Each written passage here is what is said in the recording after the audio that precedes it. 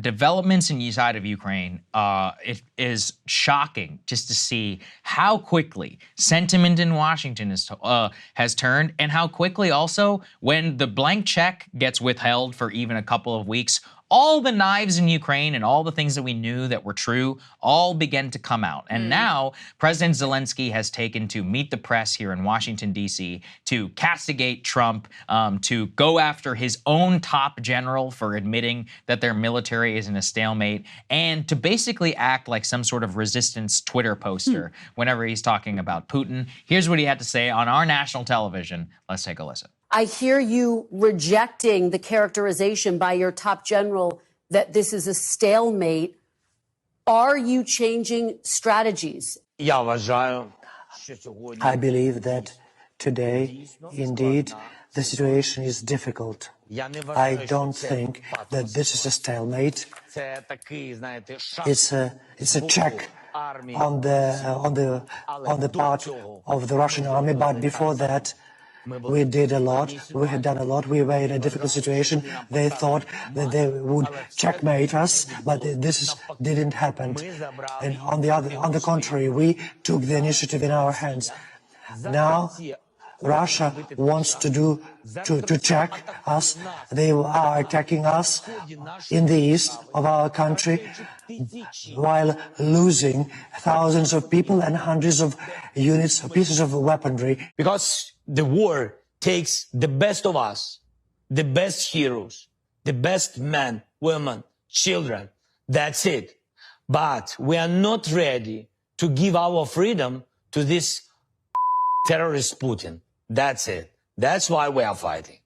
That's it. So that interview where he's like, Putin is an effing terrorist, you know, as people compared him to Winston Churchill, it turns out that he's just like every Twitter user, and appears to be hanging out too often with Bill Krystal in terms of his discourse. But clearly, he's on the back foot here, and he's desperate in these interviews. Let's put this up there on the screen. It turns out we know why. It's because U.S. and European officials have broached the topic of peace negotiations with Ukraine, quote-unquote, sources tell NBC News. And those conversations have included broad outlines of what Ukraine might need to give up to reach a deal with Russia. So here we are, hundreds of billions of dollars later, who knows how many hundreds of thousands of Ukrainian dead or wounded, and finally, with Russia holding 20% of all of Ukraine, something that we told was totally intolerable, would never be accepted by the United States, with Ukraine, without Ukraine,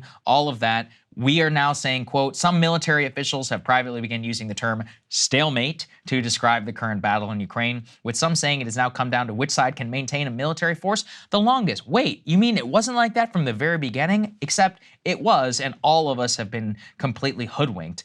The issue right here, Krystal, is that now we're all allowed to admit the truth, that the Ukrainians are, quote, stealing like there's no tomorrow, that the military is in a stalemate, that behind the scenes there is no military assessment for them ever to be able to accomplish these goals without drawing the United States into some sort of massive war, that actually there are trade-offs between Israel and Ukraine and Taiwan and anything that the United States wants to be able to accomplish militarily, and that pushing Ukraine to negotiate, that doesn't make you a Russian sympathizer. That just makes you a realist, somebody who can look at this, somebody who wants to minimize humanitarian casualties, civilian death, military death, and to restore some sort of peace and order and minimize the amount of chaos in the globe that might embroil the United States into a major war. So it's, you know, it's like, it's so...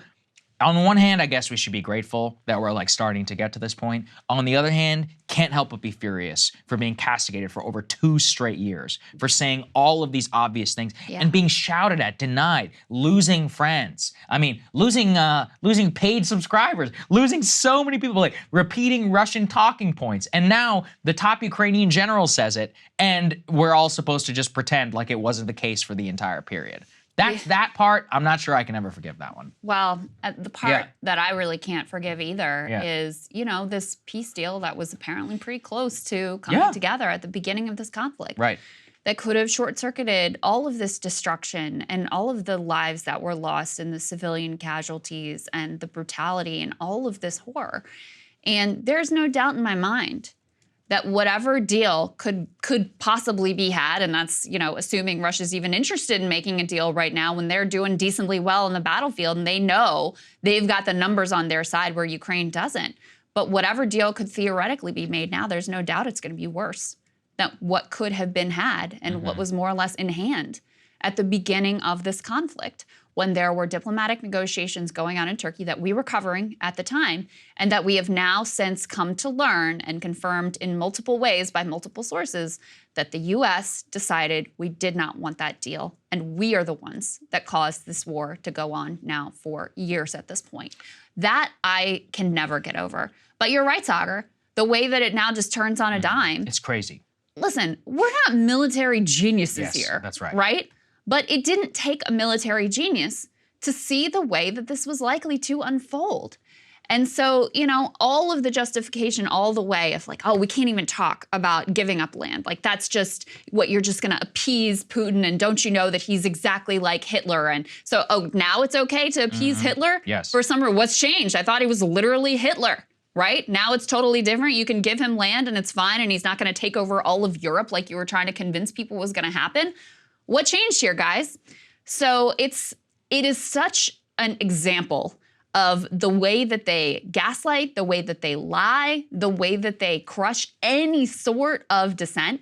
I mean, we privately had lawmakers talking to us about how sensitive this was and how they could not possibly stray from the script even a little bit without getting completely castigated and completely smeared, et cetera. So, yeah, it's, you know, it is no surprise that we ended up in this place. And it is an extraordinary tragedy that our policymakers, led by President Biden, brought us to this place and enabled all of this loss of, you know, innocent life. Yeah, and you know what the great irony is? Ukraine is probably going to come out of this even worse, because now if you're Russia, you see the military situation in Israel that's captured the rest of the globe. Yeah. You see American political support on the fence, trade-offs, and all of that becoming, trade-offs becoming real. Your entire economy has been converted now to a war economy. Your political support doesn't seem to have taken much of a hit. Maybe you shouldn't negotiate. Maybe you should just keep pouring men into the abyss, and you can gain maybe 10% more of Ukraine, 5% more of that, and then maybe you negotiate. It's very possible Ukraine will end up with less land and with even more dead after this, or they could fold entirely. That's very much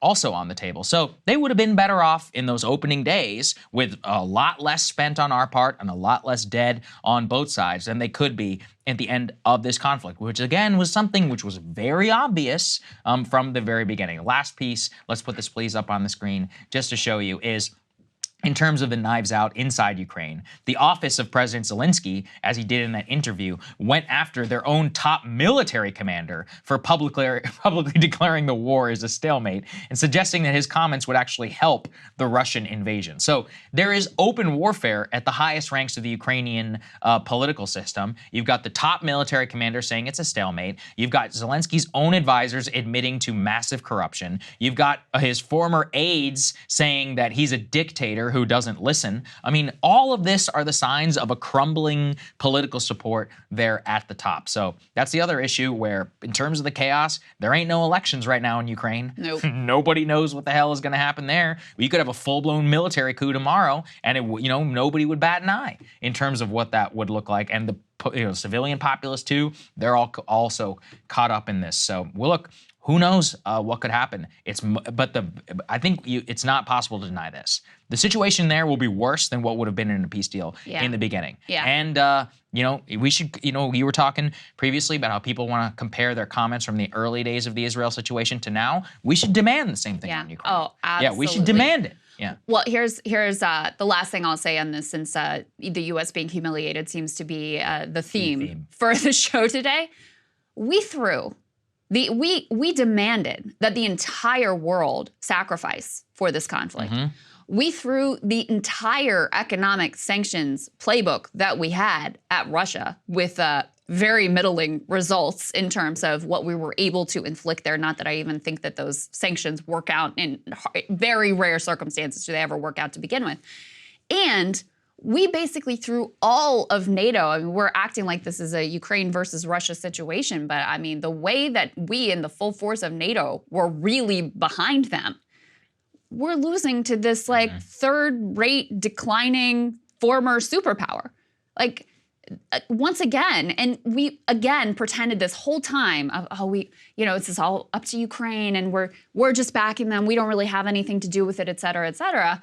And it's also becoming very clear that now the minute that we're ready to move on and, the aid is a little bit trickier to obtain here in Washington, it also shows you how much control we had in the conflict from the beginning. But, just a tragic, totally avoidable, devastating situation that has been enabled by, almost such a large bipartisan majority and every Democrat here in D.C., every elected Democrat here in D.C. Yeah, very true.